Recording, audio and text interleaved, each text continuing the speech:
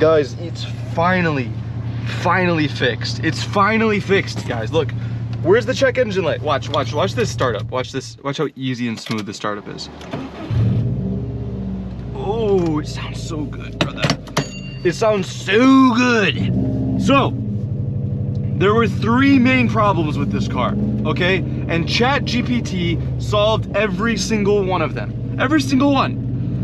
With the help of a little bit of, obviously, like research with YouTube and everything, I'm gonna just like really quickly rattle off what was wrong. And then I wanted to talk about a few comments that I got where people were speaking so confidently, yet they were wrong. So the first thing that was wrong, and the thing that inhibited me from driving this car for the longest time, was the return line going from the turbo back to the engine. That was clogged. Okay, ChatGPT figured that out, you know, all by itself, with, you know, obviously like my help.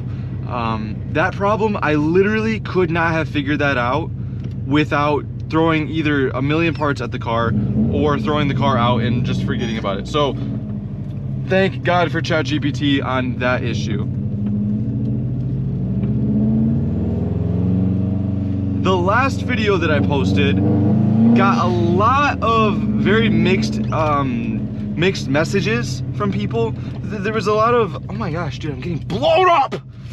There was a lot of mixed opinions about what I was saying. So basically, there was 2 problems and they were going on sort of like together. I had a check engine light and I had a code that was for the camshaft position sensor, position, oh my God, the camshaft A circuit position sensor. Now that was in the ECU ever since I swapped my motor. And every single time I would clear it, turn the car off, turn it back on, and it would come back immediately, every single time. So I'm like, okay, I know that it is probably either, that means it indicates it's either a sensor problem or maybe even the PCM, or there's a wiring issue. Okay, so I knew, like, you know, if it comes back kind of after a while, it could be an intermittent issue, but it's a good indicator when, brother bear, get out of the middle of the road. It's a good indicator when you have it coming back every single time, because it's a definitive problem, right? So you can find it a lot easier than, obviously. Anyway, we all know this. I was doing some research, and I don't know off the top of my head what the guy's name is, but there was a guy that makes videos about his Mustang, and he actually found, in trying to figure out what this camshaft issue was, he had the same symptoms that I had, just on a Mustang, and it ended up being the alternator.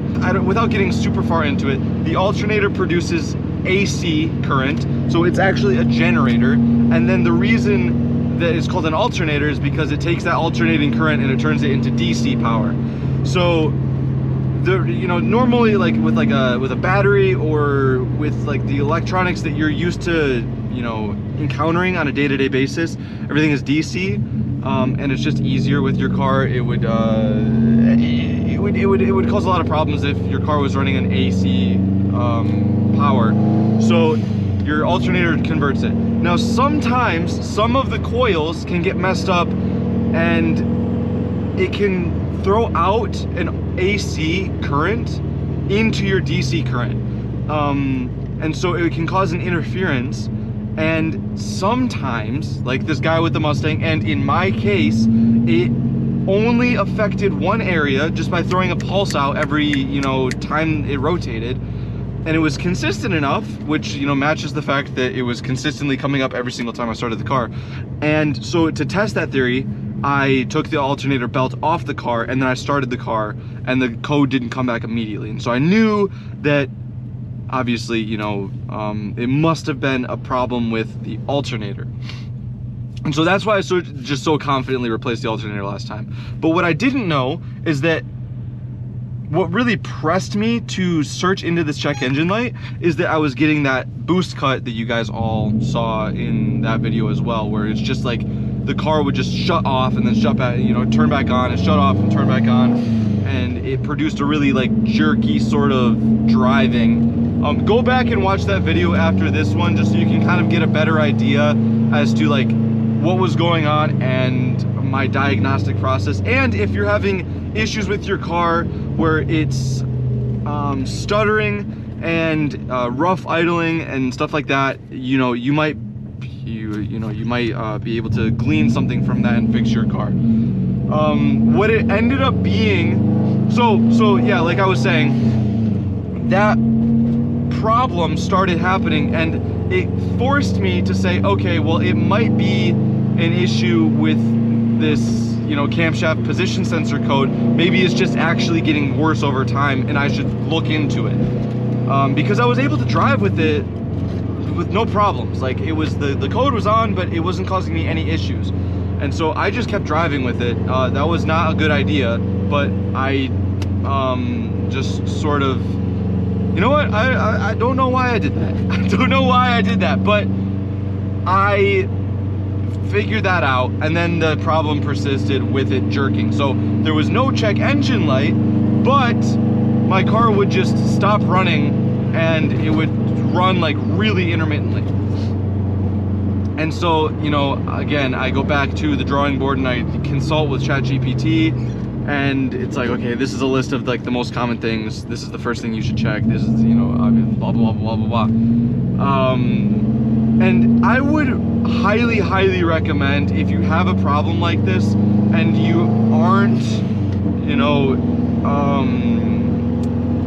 you're trying to diagnose it yourself, ChatGPT can help like very, very well with diagnostic. I got a lot of people, dude, I got a lot of people saying that like that I was a clown for, you know, using ChatGPT to assist me, and that young people are stupid for using it. But I don't know what to tell you, bro. I don't know what to tell you. My car runs. I do not give a shit.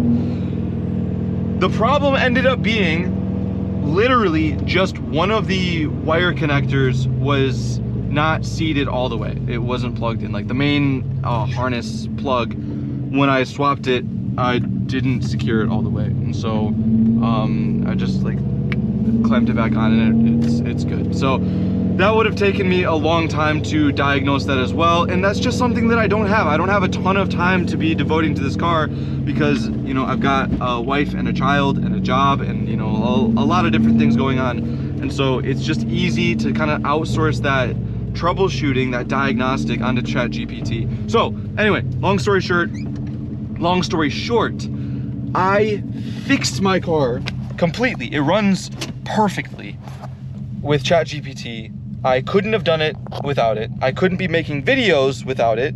I'm eternally grateful to ChatGPT. I'm eternally grateful for you, my supporters, and everybody that didn't believe in me. You can all suck a dick. It's so good to be back in this car. I cannot believe that she runs once again. So, without further ado, that's the end of the video. I love you. Bye.